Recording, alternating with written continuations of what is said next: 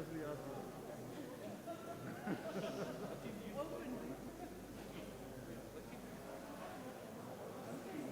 ये commensurate. Can I commensurate?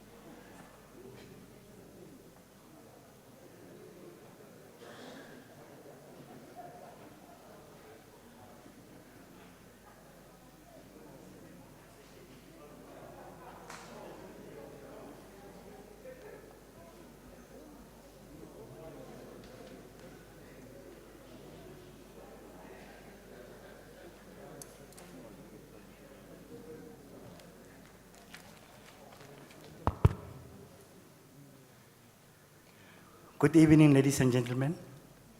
I'm looking for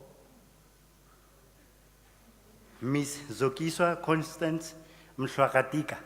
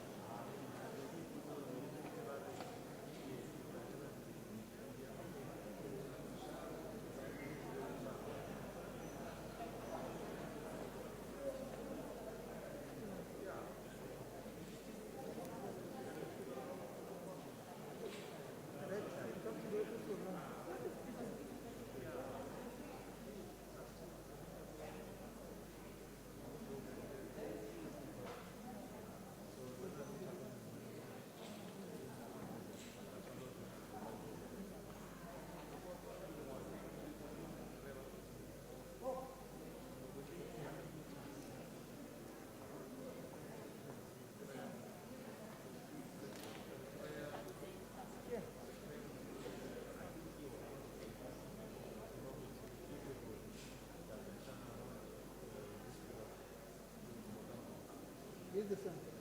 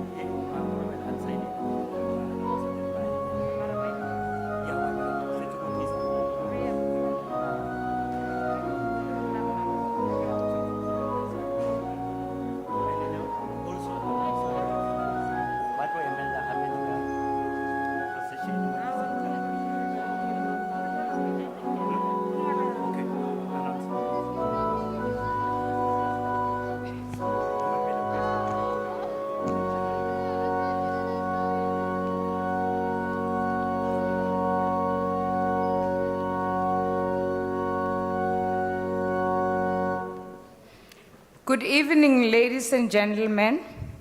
Could you please rise for the President of South Africa, Republic of South Africa, President Cyril Matamela Ramaphosa. Thank you.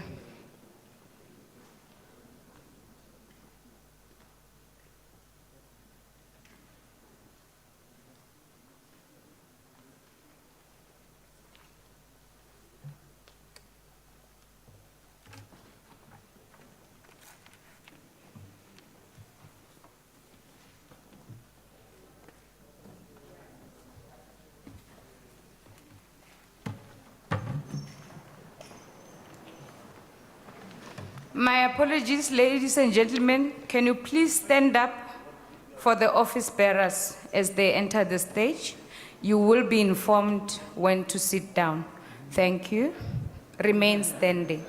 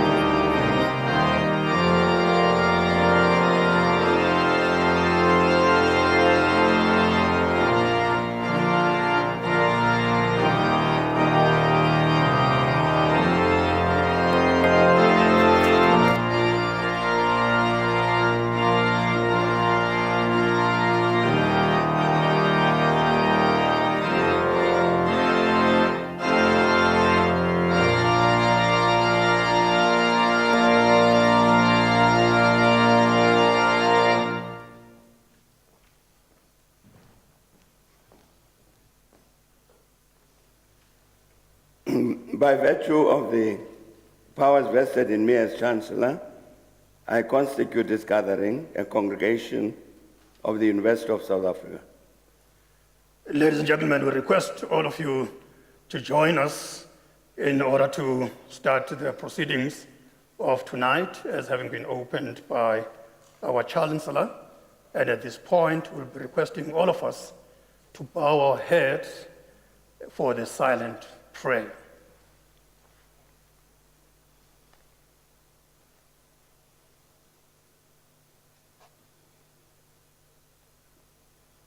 Thank you. We may be seated.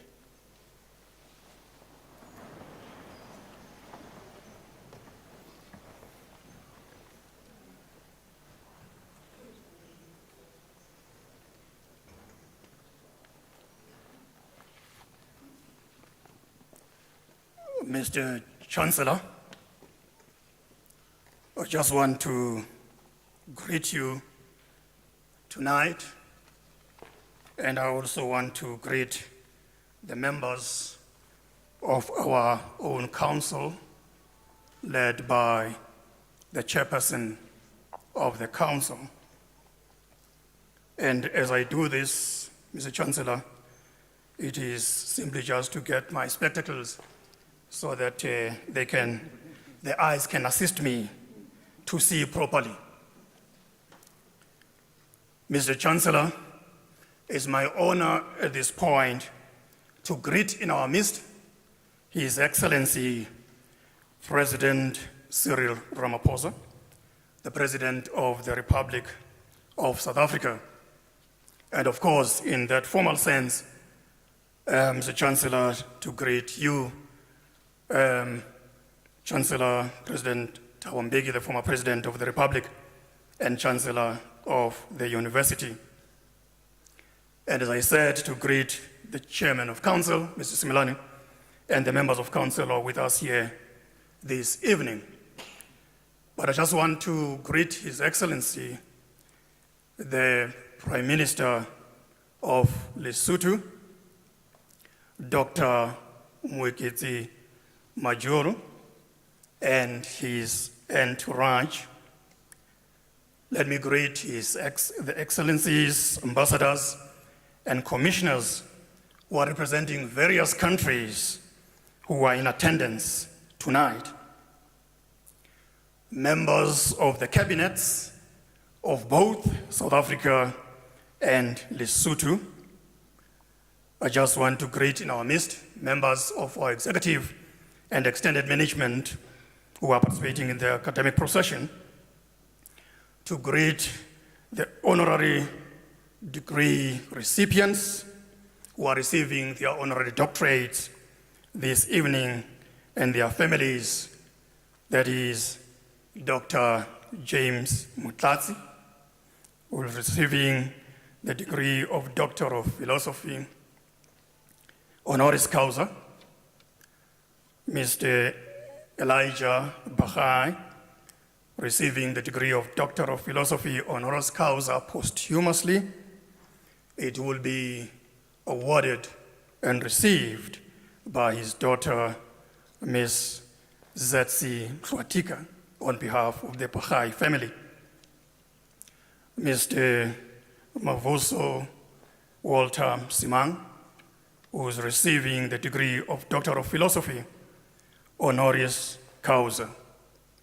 It is appropriate to greet the entire leadership, the executives of COSATU, as well as the executive of the National Union of Mine Workers, and all the leaders of the labor movement who are in attendance here tonight. Distinguished members of the audience, it is a great pleasure to mention at this point that our families are accompanied by the members of their families, besides the leadership of the labor movement. And I can guarantee you that if I can mention all their names, we may do so until cows come home. What I want to say at this point is to, in a formal sense, say to all of them that they are most welcome at the University of South Africa. We are very excited to have you in our midst, but similarly, for you to have chosen to be part and parcel of this august occasion where we are, in a sense, in a direct way, paying our respects to our leaders. Because I just want to say this fairly quickly, that receiving an honorary doctorate is no mean feat. What it does is to, in exemplary form, demonstrate that we are talking here about men and women who've acquitted themselves in a manner that befits that particular qualification that is going to be awarded by our Chancellor. So it is for this reason why, as a university, we are as excited as we are. But similarly, as we gather in this fashion, we also want to register something that is fairly unique, that as we present those who receive these honorary degrees, the major thing for all of us, and particularly those that we are bringing up, who are joining us as the university community, is to begin to have a closer understanding, to get to the level of consciousness of the leaders that are going to be recognized. Because you begin to understand something that is fairly unique, which is selflessness, that cuts across all of them. This is something that we find lacking at this day and age. And we want to say, as Africans, we want to rebuild that which in our view is being lost in our own communities and our societies, that it is by this kind of opportunity that we begin to have that reconnection that simply says that, by the way, we can rise once again and become that which our founding fathers and founding mothers had always wanted us to become. I want to say in my welcoming remarks, Mr. Chancellor, that part and parcel of an occasion of this nature is the part where we say, Africa, take back your dignity. Take back your dignity in a manner where we must be saying we provide leadership in this space so that others must follow. We are saying as a continent with this kind of an occasion that as Africa, we've won our independence from Cape to Cairo.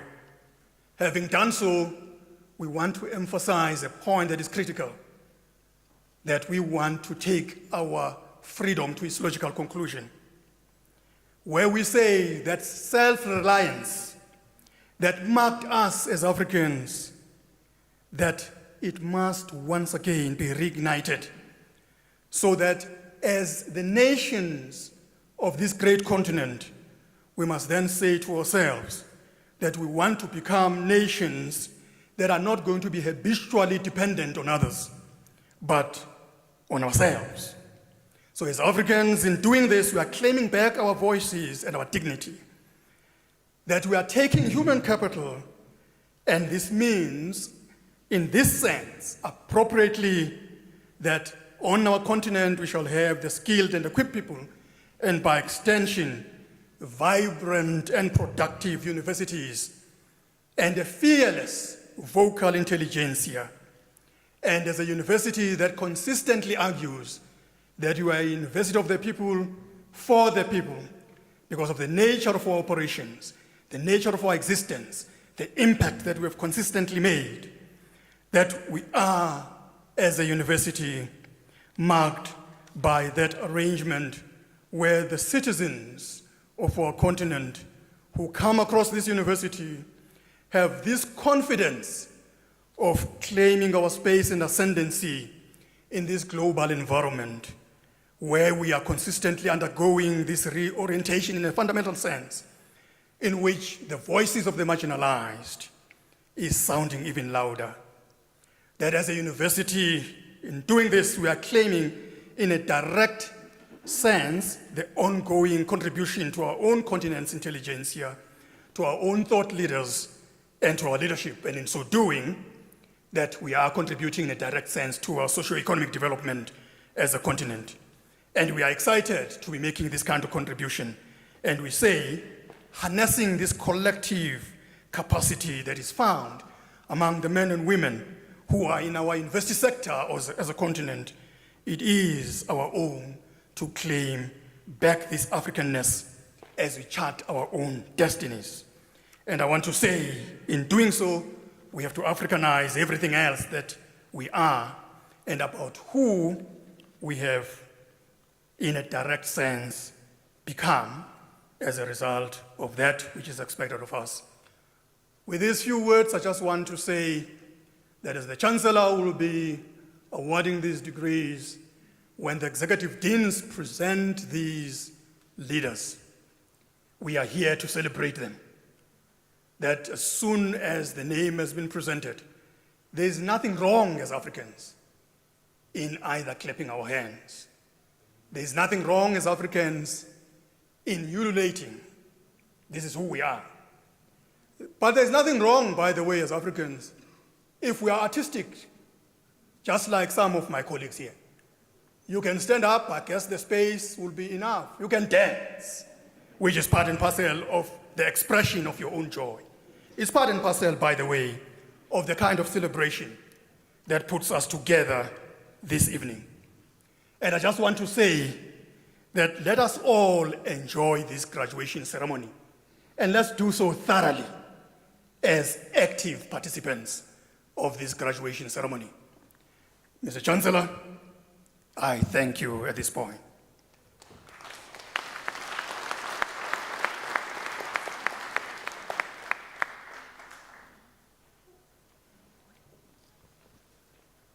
Mr. Chancellor, it's now my honor to request my own colleagues, the executive deans, to present our honorary degree recipients to the Chancellor. Thank you, Mr. Chancellor.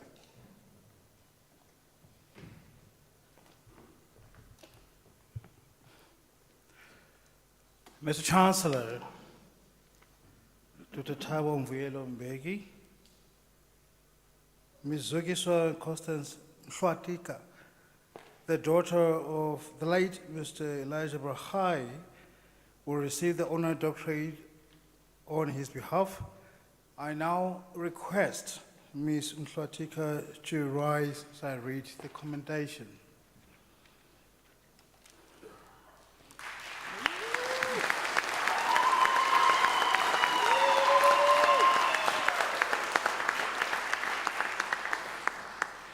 Elijah Baha'i was born on the 15th of June 1930 in Craddock, East Cape, South Africa. He attended Loana Primary School and completed his junior certificate at Newell High School, then proceeded to the famous Hilltown Institute where he matriculated. He joined the ANC Youth League as a teenager and distinguished himself as an able speaker and efficient organizer. During the early 1950s, Elijah Baha'i was arrested for his participation in the Defiance campaign. Ponderously, in his release, Elijah Baha'i worked briefly for the Department of Native Affairs but resigned on conscientious grounds as he felt it was at the forefront of administering apartheid. As an alternative pathway, he held a variety of jobs until 1960 when he left the Eastern Cape to take up employment as a clerk at State Mines Brakpan. He was an organizing secretary for the African National Congress and was detained during the 1960 state of emergency and held for 6 months. In May 1973, Elijah Baha'i moved to Carltonville and in 1976 became a personal assistant on their mine. It is here that he experienced firsthand the conditions of miners underground. Vocal as he was about the perilous gross exploitation, alienation of the workers from the minerals they unearthed, he was duly elected as the liaison committee to the liaison committee. Following the report of the Wuhan Commission in 1979, Baha'i became active in establishing the trade union movement on the mines. In 1981, he became a shaft steward at Blijvoort Huisrecht for what he was to become the National Union of Mine Workers, NUM. He became the NUM vice president in the year 1982. In May 1985, Elijah Baha'i left 9,000 miners at Blijvoort Huisrecht on strike in protest against the dismissal of 2 shaft stewards. It is against this background in December 1995, with the launch of the Congress of South African Trade Unions, COSATU, that Elijah Baha'i was elected president of the new organization, a position held until 1981. At the launch of COSATU, he called for the abolition of the past laws, giving the government 6 months to comply with this demand before COSATU embarked on a pirates-banning campaign. During the second state of emergency in 1986, Baha'i was detained for 2 weeks and released with orders restricting him to the district of Carltonville in the then Western Transvaal. However, in 1987, he was back on the public platforms mobilizing workers. The University of South Africa, Unisa, rightfully recognizes that the late Elijah Baha'i spent his entire life fighting for the rights of the poor, exploited and marginalized working class miners. He rose from humble beginnings to become a leader of society and the president of the most powerful trade union in the country today, COSATU. He constantly fought against the apartheid government and its inhumane laws. As a champion for social and economic justice, Elijah Baha'i was the unwavering embodiment of Unisa's vision of standing in the service of humanity. The late Elijah Baha'i's work in the labor movement remains inspiring and reassuring. and challenges us today to think about our participation in workplace politics and what it means to be a responsible citizen. Unisa has the honor tonight of being on the right side of history by recognizing the memory of a giant in the struggle of exploited miners and reaffirming his values of good socio-economic and labor justice. We are proud to posthumously award the degree of Doctor of Philosophy Honoris Causa to the late Elijah Baha'i.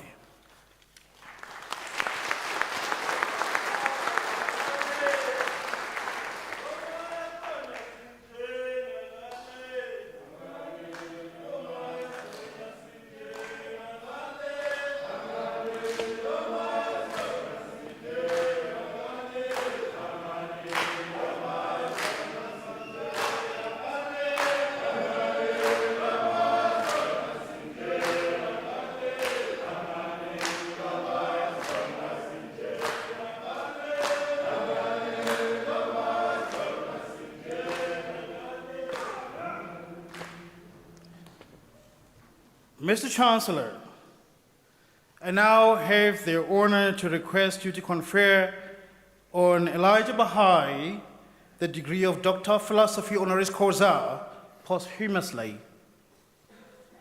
I confer the degree of Doctor of Philosophy Honoris Causa on Elijah Baha'i posthumously. Thank you.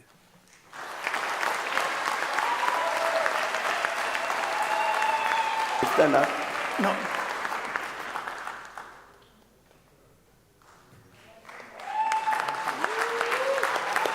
That's it. We need to.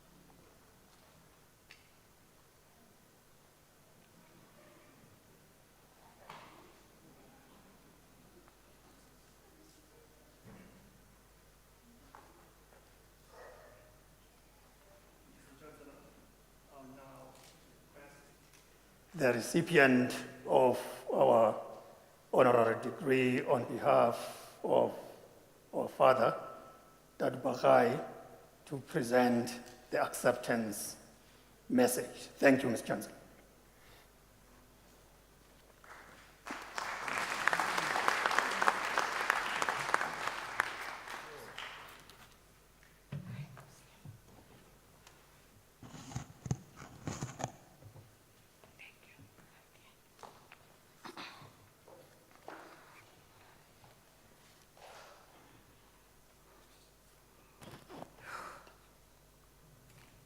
His Excellency President Cyril Ramaphosa, His Excellency Chancellor Thabo Mbeki, His Excellency Tata Kgaleme Motlanthe, Vice Chancellor and Principal Prof. Mandla S. Makhanya, members of Senate, members of Council,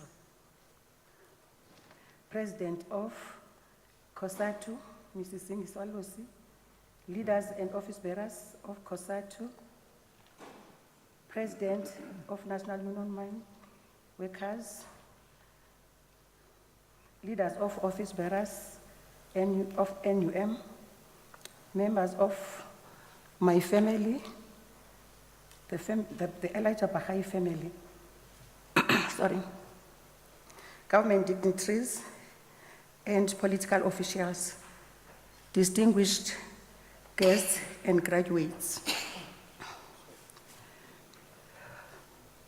I greet you all today on behalf of my father, my late father, Elijah Baha'i, and his family from Eastern Cape and Gauteng provinces.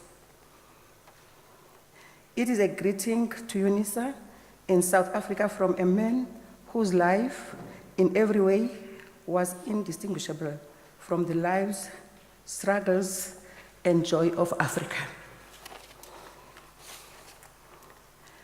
It is our humblest honor and privilege to posthumously accept the honorary doctoral degree from the University of South Africa. What some of you may not be aware of is that conferring this degree to Elijah Baha'i has fulfilled his lifelong desire of attaining a university degree.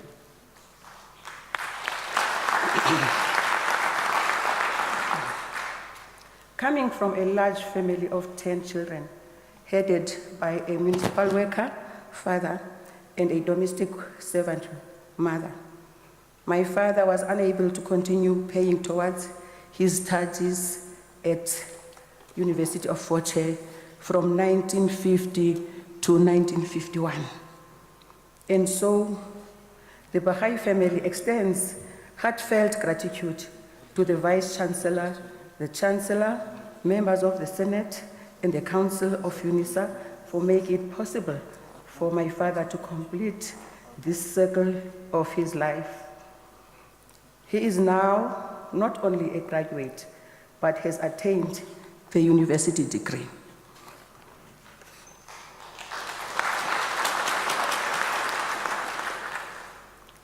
Elijah Baha'i understood the importance of education in and of itself as a capacitating instrument, infusing knowledge and skills to better understand and interact more meaningfully with one's society. But he was also an understanding of the importance of its transformational abilities. Former President Nelson Mandela grilled us that, I quote, "Education is the most powerful weapon which you can use to change the world," unquote. This overarching sense of seizing the transformational qualities of education found expression in much of Baha'i's contribution towards workers' development. Collectively with his comrades in the formation of the Congress of South Africa, of South African Unions in 1985, they sought to unleash the transformational value of education among workers, having noted that the COSATU inaugural conference in 1985 that the then South African education system sought to maintain the working class in ideological bondage, and that is fostered anti-democratic values within the working class. So as much as Baha'i and his comrades acknowledged the importance of education in the liberation struggle, they sought to invoke quite early on a decolonial transformation of the education system. This was quite a foresight of Baha'i and his comrades, considering the central importance decoloniality of education occupies in the current education system. Equally important in the transformational capacity of education to my father Baha'i and his comrades was how it could be leveraged to improve the conditions and potential value of the woman worker. One of COSATU's resolutions in 1985 sought to actively promote within its education program a greater understanding of the specific discriminations suffered by women workers and ways in which these could be overcome. Attendant to this resolution was a commitment to establish worker-controlled subcommittee within the education program to monitor progress made and to make representations to the education committee. Elijah Baha'i was born in 1930 in Craddock in the Eastern Cape, a small town about 2.5 hours to Port Elizabeth. CREDOC not only gave us Utata Baha'i, but also Rev. James Kalata, his political mentor. And the CREDOC 4, whose martyrdom in 1985 hastened our journey towards freedom and democracy. Through Kalata's influence, my father and others joined the African National Congress, led the finance campaign in 1952. He had pointed out that he had joined the campaign with enthusiasm after seeing a group of volunteers marching to the police station without papers. As he had recalled of this moment in an interview he had given in 1991, I quote, "We were not prepared to carry documents in the land of our forefathers," unquote. Perhaps history has its own calculating ways that, and not fully comprehending its intentions, we immediately interpret it as coldly unfortunate. It is only a retrospect when we look back that we appreciate the benevolence of history for our greater benefit of as a society. And so this was the case with Baha'i following the banning of the ANC and other political organizations in 1960. Baha'i was one of thousands arrested in the wake of the state of emergency. On his release from his 5 months stint in jail and facing vigorous police harassment, he had made plans to go into exile and join Umkhonto weSizwe, MK. But my father's plans to skip the country had failed when his conduct was arrested. And that unfortunate turn of event in the life and times of Elijah Baha'i gave us numerous historical events that shaped the South Africa we enjoy today. It gave us a Baha'i and his comrades were instrumental in the formation of the National Union of Mineworkers. It offers us an Elijah Baha'i who was pivotal in the formation of the Congress of South African Trade Unions in 1985. COSATU's formation came at the tail end of bitter or frustrating negotiations from trade unions of disparate ideological strands. The Congress aligned, the Black consciousness aligned, and the workerist trade unions, but most importantly, it gave us a bold Baha'i with his rousing oratorical abilities, who called for the rolling out of the green barcoded identity documents, the IDs, to all South Africans. And so, it is this Baha'i who refused to compartmentalize workers' challenges with his surrounding social, political, and economical challenges that we appreciate today. It is his appreciation and understanding of the potency of social citizenship as not only a mobilizing force, but a nationality uniting value that we come to celebrate today and learn from. It is this wholesomeness, the understanding of the totality of the meanings of freedom and democracy, in all their dimensions, that we recognize as his stellar contribution in our South Africa.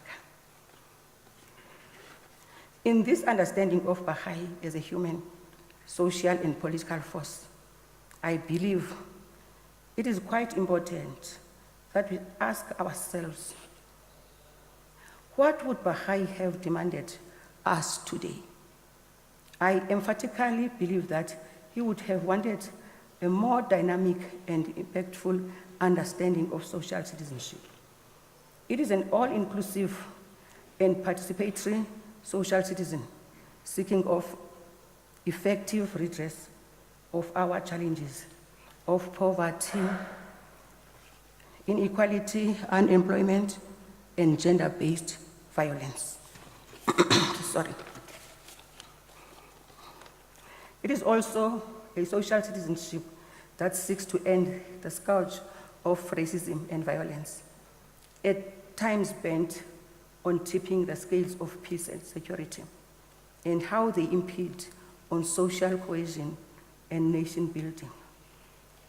It is potentially dangerous situation reminding us of Jawaharlal Nehru's warning, I quote, "The only alternative to coexistence is co-destruction," unquote. These are long-term and somehow stubborn challenges. In equal measure, they require a stamina of pull from an all-inclusive stakeholders approach, calling on all sectors of South African society to work together. Thank you.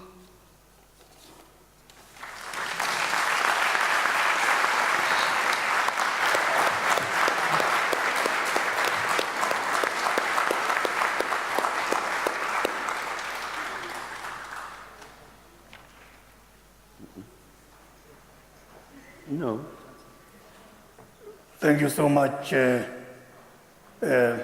Hlotika. Just to say that we, as excited as you are as a family, and we say with the honorary degree having been awarded by the Chancellor, we now are very excited to say Dr. Elijah Baha'i. Thank you, sir.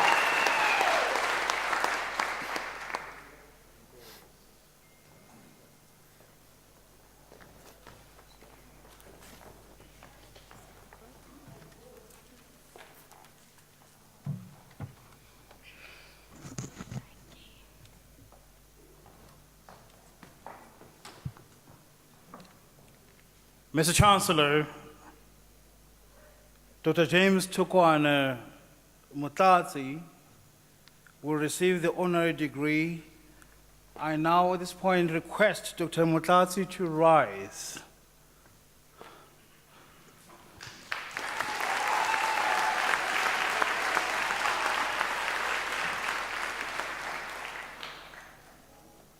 James Tukwana Motlasi was born on the 5th of June 1951 in Morifi village in Mohalishoek in the Mountain Kingdom of Lesotho. In 1969, he completed Standard 6 at Mohalishoek Control High Primary School. Rather than continuing a protracted schooling career with inferior education, he prioritized the worker struggle in the mining sector. Having humbly begun as a mine laborer at Velcom Gold Mines No. 1 shaft in 1970, his singular efforts as a trade union leader brought the labor migrant system to an abrupt end. A dedicated leader, he continuously learned and taught mine workers by the practice of dialectical struggle. This duly earned him an honorary doctorate of philosophy in social sciences from the National University of Lesotho. In 1982, he became the first president of the National Union of Mine Workers alongside our president, Cyril Ramaphosa, who rose to become its first general secretary. Dr. Motlasi has been, in equal measures, revolutionary and influential, leading as he did 11 regions, Matlosana, Northeast, PWV, Rustenburg, and Western Cape. To foster worker solidarity, Dr. Motlasi innovatively opened a dedicated office with a staff complement in all these regions to ensure access of its services to members across the country and its sectors. Dr. Motlasi went on to become a founder member of the Congress of South African Trade Unions, COSATU, championing worker solidarity. In recognition of his work associated with the establishment of the Vaal Reefs Disaster Trust Fund, amongst many others, Dr. Motlasi was recognized with the Order of Ramathiana in Lesotho. His achievements are many and varied. In 1994, Dr. Motlasi was appointed a member of the Justice Melamed Commission on Parliamentarians' Remuneration. Similarly, he was elected a council member of the University of the Witwatersrand. His political probity was recognized when he was appointed election observer to 2 rounds of Zimbabwean elections. Experiences of his leadership are contained in a book that he co-authored, aptly titled, Do It. A selfless leader, Dr. Motlasi is a founder member of the Adopted School Foundation.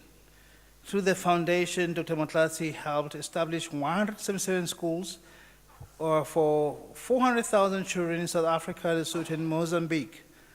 Because of his contribution, the Morife village of today has a high school, electricity, clean water, and a gravel road. His illustrious work in the mining industry and for the advancement of humanity resulted in Dr. Motlasi being recognized with the Chamber of Mines Presidential Award. It is on the back of his contributions and sterling work that Dr. Motlasi rose to become executive chairperson of Teba Limited and non-executive chairperson of the Shanduka Group and Bloodfields Limited, as well as an executive of Verimark Holdings. Unisa tonight is proud to be part of history and worker solidarity struggles by honoring Dr. James Tukwana Motlasi with an honorary doctorate in his lifetime. The doctorate is the highest degree Unisa offers on meritorious grounds. To this end, we recognize Dr. James Motlasi with a degree of Doctor of Philosophy honoris causa.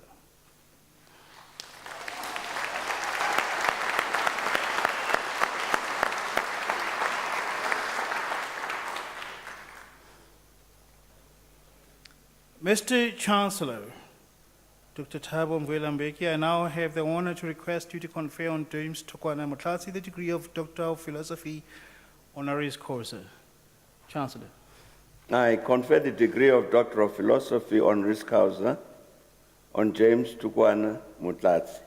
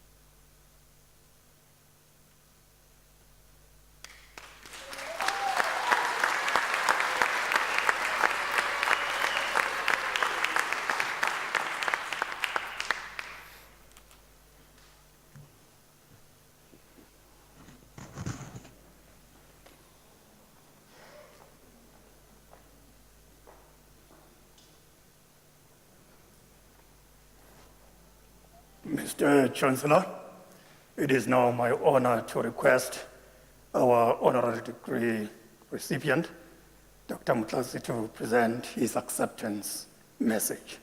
Thank you, Mr. Chancellor.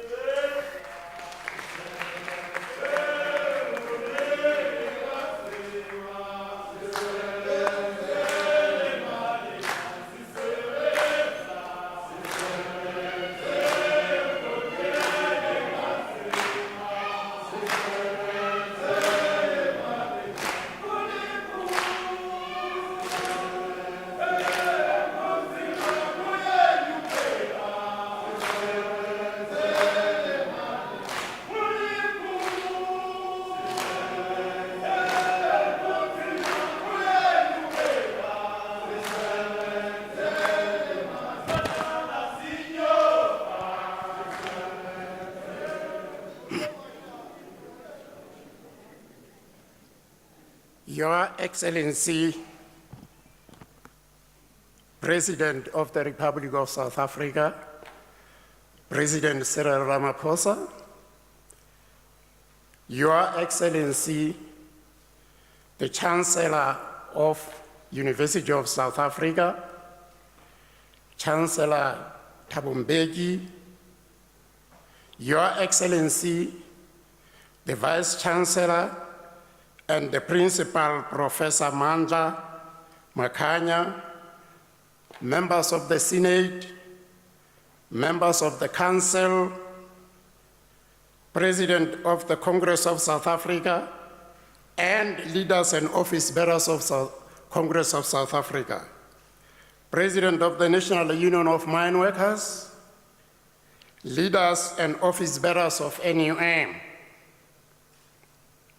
members of Elijah Baha'i family, members of Msimang family, members of my family. I would also want to acknowledge the Prime Minister of Lesotho and his entourage, and also the Principal of Lesotho College of Education and her entourage, distinguished guests and graduates.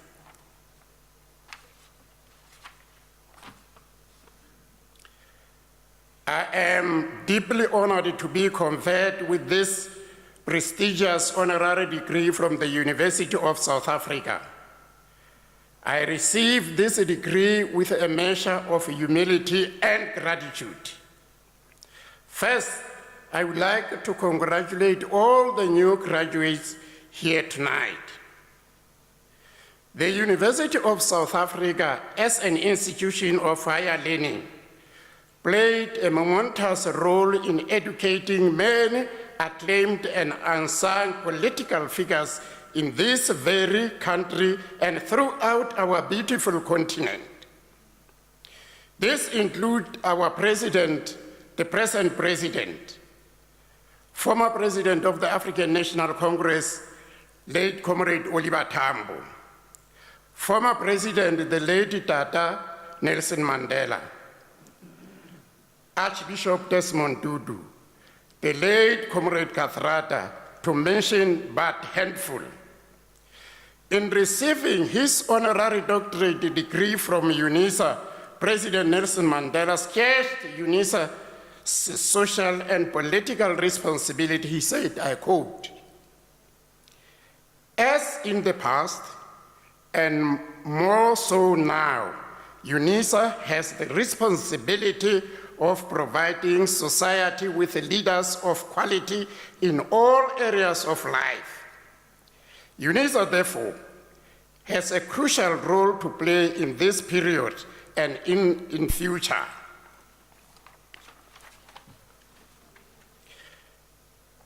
The requirements of reconstruction and development also dictate that we pay particular attention to those fields of study that will directly contribute to the efforts. Close quote. I am proud to be associated with an institution that has not diverted from its course.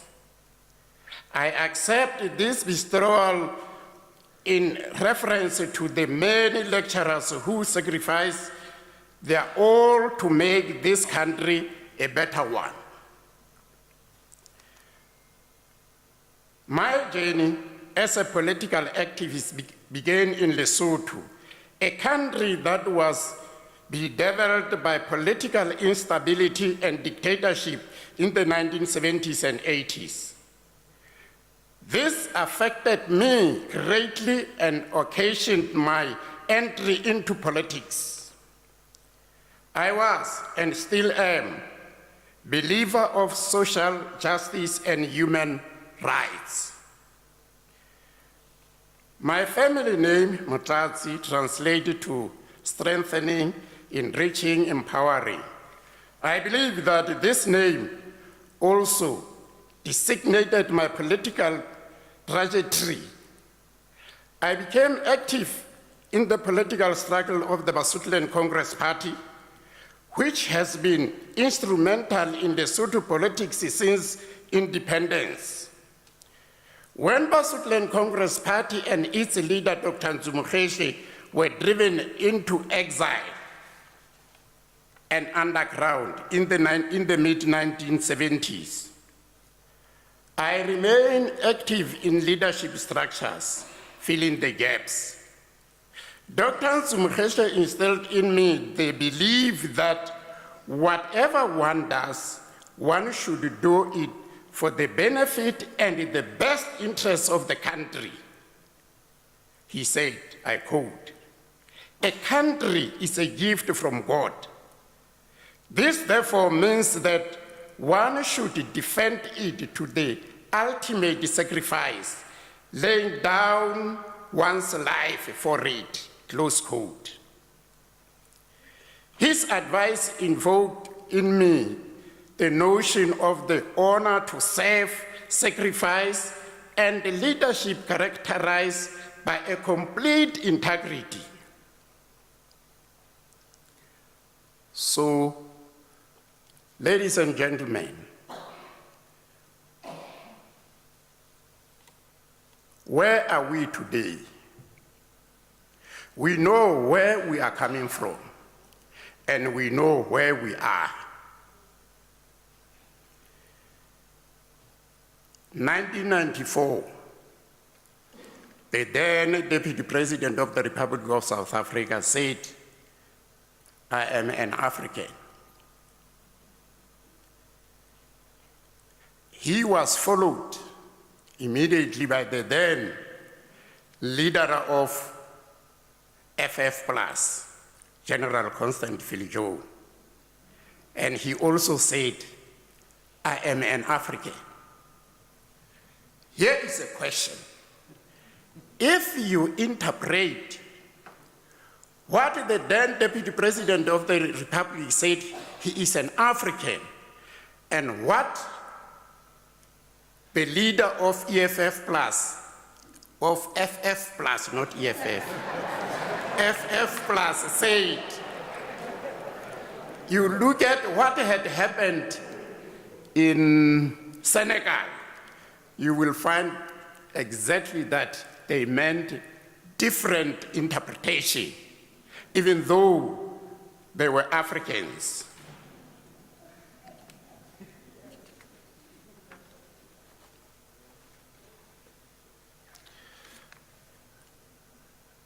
So there are those who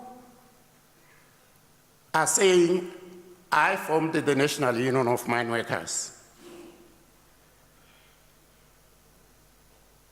I did not find the National Union of Mine Workers. I believe the National Union of Mine Workers found me. Comrade Elijah Baha'i, Comrade Cyril Ramaphosa, Piseletso Salai, Jeff Makita, myself, and others crisscrossed the mines, recruiting mine workers, setting up structures of NUM, just as it was coming into existence. When the three of us, Comrade Baha'i, Comrade Cyril, and myself, came together as the top three leaders of the NUM, our roles were clearly delineated in a more informal and unspoken fashion. I was elected as the first president of NUM, Comrade Baha'i vice president, and Comrade Ramaphosa as general secretary. The allocation of our roles not particularly informed by our elected position, but by our inherent expertise and skills. Comrade Baha'i, with his long-standing experience in mobilizing for the ANC, provided the overreaching and the broader strokes of political direction and guidance. Comrade Ramaphosa was the chief negotiator and a public figure of the NUM.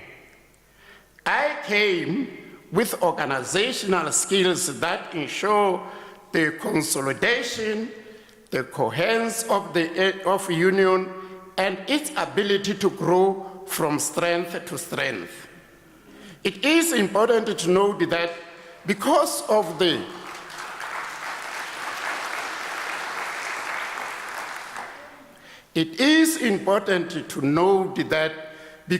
of the of the leadership style that we adopted, we made our roles, expertise, and skills to complement each other rather than competing with each other.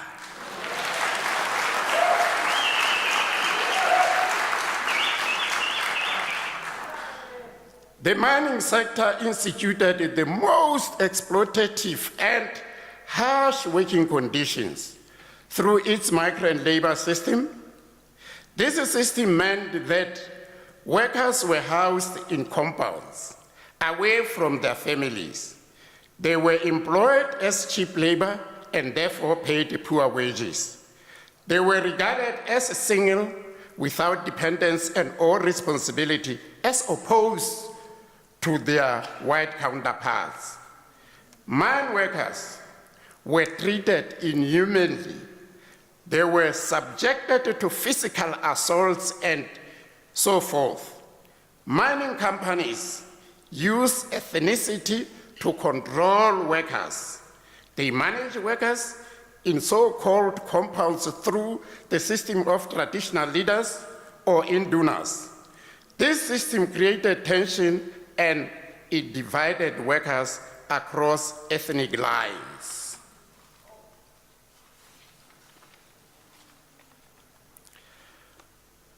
Our Pan-African political background was key in mobilizing workers. We made them recognize that as an African working class, we have the power to fight against the brutal and racist white capitalist system. So our strategy was to counter ethnicity and nationality, emphasizing unity of the African working class because we were all subjected to the same inhuman and unjust conditions. Unity was central in our struggle against the apartheid system and the mining bosses. NUM became the biggest and the most powerful union in COSATU, and it is powerful up to today. So, you see, when we approach the mining industry, the captains of the industry thought that, look, who is Cyril coming from Soweto? Because by then, mining industry was recruiting nobody from township. Nobody. We were all from the rural areas. That's number one. Number two, they said, how will they be able to unite people from different countries with different political backgrounds or cultural grounds, forgetting that apartheid didn't care. As long as you are black, they didn't care where are you coming from. So they thought we will fail, and I can tell you, everybody was surprised.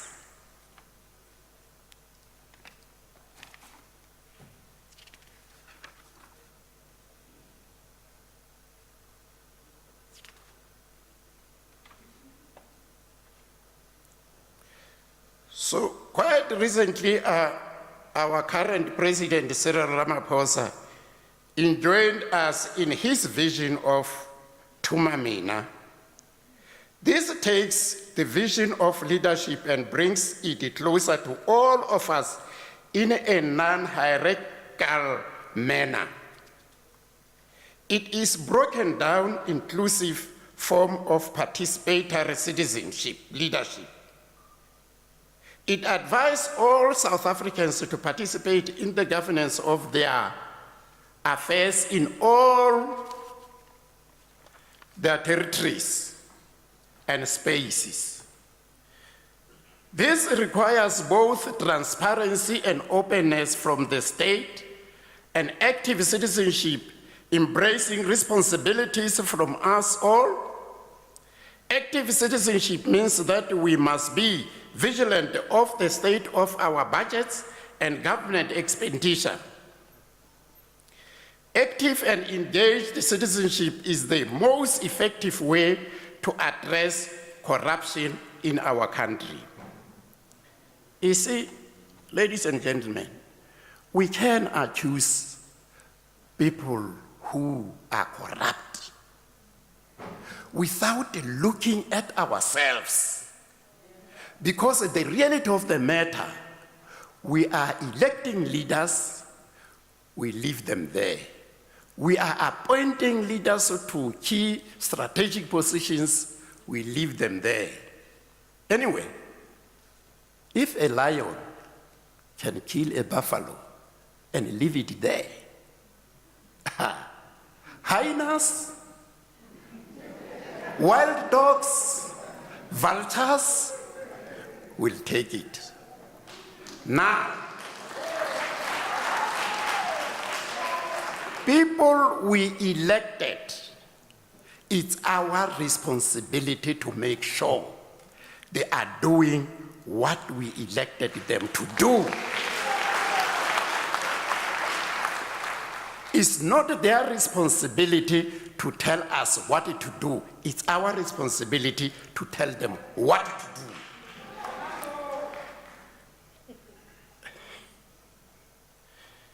In conclusion, if there is one valuable lesson that came out of the pandemic, it is that of Ubuntu, that we are all connected and codependent on each other for our well-being.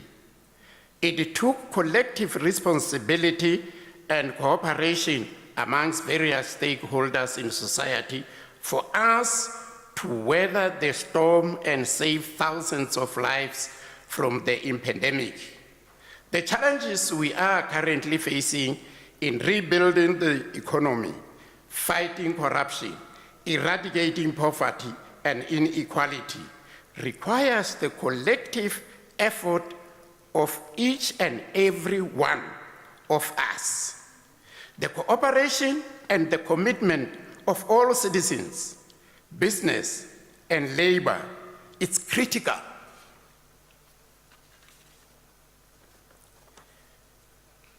In rebuilding the economy, it cannot be the responsibility of the government alone to rebuild the economy.